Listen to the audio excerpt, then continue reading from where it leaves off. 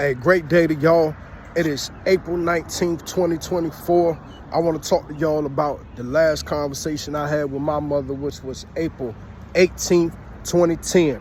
My mom and I were tight. That was my best friend, and I just want to commemorate her today, what she's done for me in my life, her spirit, everything that my mother nursed and nurtured. You know what I'm saying? Everything that she did to help me mature in life. My mother was just an overall great person. Rest in peace to her soul, but her spirit still lives within me and my siblings and the descendants that come from us. My mother, Charlene, was her name. That's with a C. That's why when that song comes on by Anthony Hamilton, named Charlene, I think about my mother. And I just want to say this. On today, my last conversation I had with my mom, I was going to see her. And if y'all know me, y'all done heard this story before, but for the people who don't, my mother's a big factor in my life. April 18, 2010, I was attending the church regularly. It wasn't my home church. I had already left my home church and been reestablished with another church that I'm no longer at since 2014, 2015, 2016, something like that, 2017 maybe. And my mom was in a rehabilitation center because she had been in the hospital since March 5th, March 6th, 2010. And she was in there so long, they sent her to a rehabilitation center. And while she was there, because she had to learn how to walk again and stuff, because she was hospitalized for so long, she was on bed rest for so long. And I remember going to see my mother after a church service, and I was about to go to a second service, suit on and everything, because I was in the choir then. And I got there, and you know, I'm there. I'll say, look, I'm supposed to be there 10, 15 minutes with mom, so I'm going to leave out. So I go in the room, and the room is right there. You know where 16th Street at, where the water is at downtown? It's not 16th, it's really like 13th, 12th Street. Right there at the water, at the bottom, the Riverside Rehabilitation Center. And I'm looking out the window, and I see the sun just nicely shining over the water. There's a name for that. I forget what it's called, how the sun beams over the water.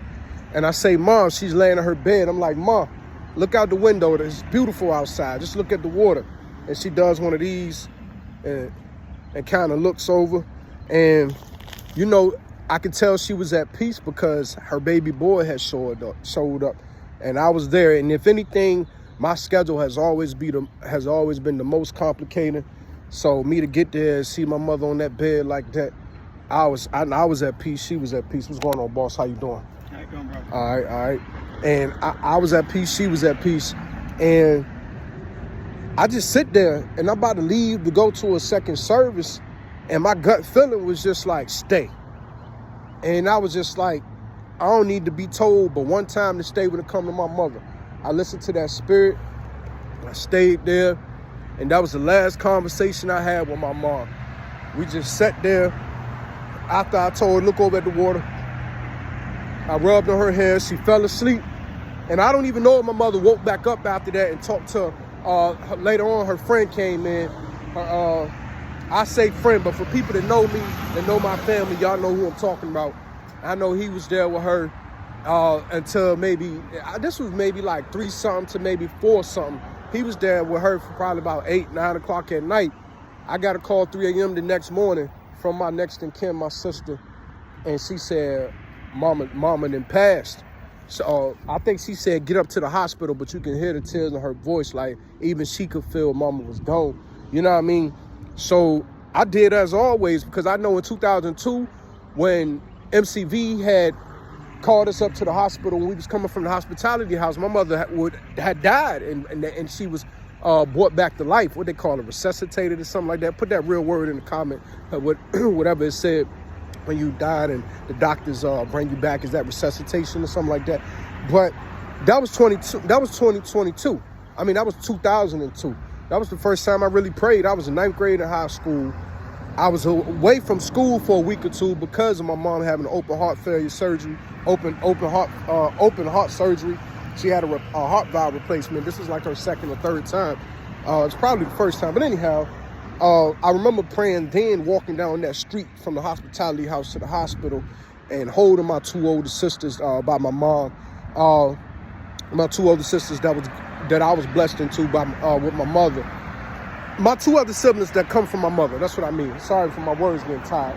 But I prayed for the first time to God then with a whole heart, because I never really prayed for myself. I always did it because when you were a kid growing up in church, you did what you was told to do, or you did what you felt the elders will want you to do.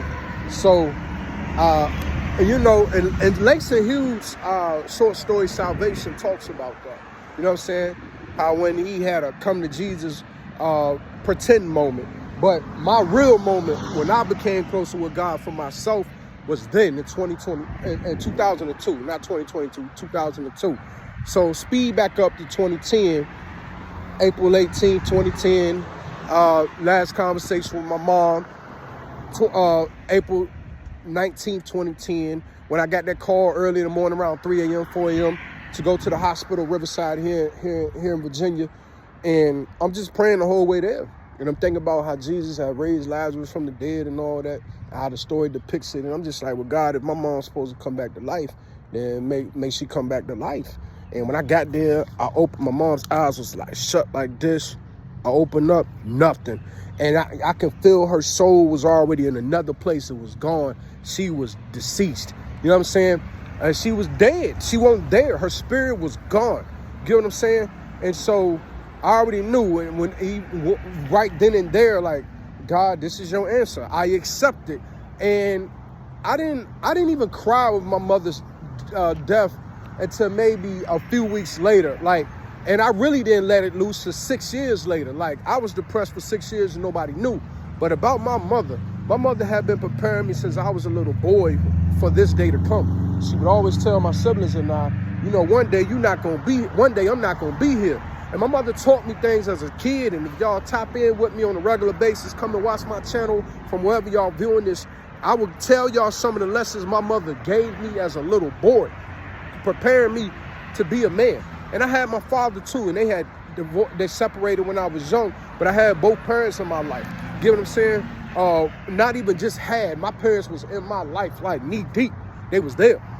And my mother especially. But my baby, I miss my baby. But I know that God had been preparing us for her leaving ever since I was a youngin'.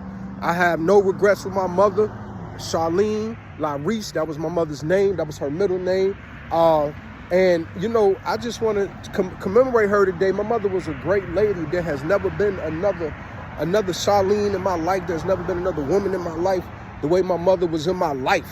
Get what I'm saying? Like, I know what a true woman is. I know what my wife gonna be like because I saw that in my mother. I saw a real woman in my mother. I saw a lady in my mother. I saw where your mama at in my mother. We always knew where our mother was at. And everybody came to test to having that in their mother. So I just want to commemorate my baby today. It's been 14 long years since she passed. And I'm just grateful to say I'm still standing through it all. And that's it. So that our song for mama. That song, that's my Boys to Men, Charlene, you know what I'm saying, Anthony Hamilton. I used to sing that song, Sent from Heaven, to my mother. I used to freestyle rap to that song to my mother because I really felt my mother was sent from heaven. But I want to wish y'all a great Friday.